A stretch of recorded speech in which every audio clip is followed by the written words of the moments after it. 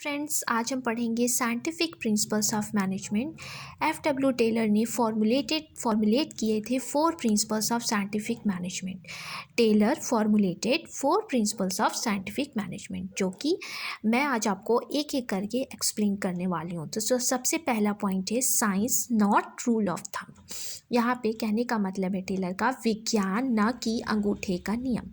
According to this principle, Taylor insist that each job performed in the organization, वो कहना चाह रहे हैं कि should be based on scientific inquiry and not on institution experience and hit and miss methods. He says that there must be thinking before doing, which is not in the case of rule of thumb. यहाँ पे Taylor ये कहना चाह रहे हैं कि Taylor अपने वैज्ञानिक प्रबंधन के सिद्धांत में विज्ञान के विकास पर अत्यधिक बल देते हैं। उनका मानना था कि प्रत्येक कार्य वैज्ञानिक विधि से किया जाना चाहिए, ना कि अंगूठे के नियम पर।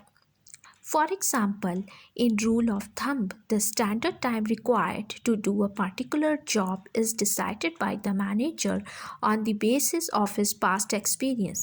Taylor insists the standard time for a job should be set up scientifically by performing time study in the organization, and then the day's target should be fixed. यहाँ पे टेलर ये कहना चाह रहे हैं कि सामान्य नियम के अनुसार किसी विशेष कार्य को करने के लिए आवश्यक मानक समय प्रबंधकों द्वारा उसके पिछले अनुभव के आधार पर तय किया जाता है। टेलर इस बात पर जोर देते हैं कि किसी कार्य के लिए संगठन में समय अध्ययन करके वैज्ञानिक ढंग से मानक समय निर्धारित किया जाना चाहिए और फिर दिन का लक्ष्य तय किया जाना चाहिए।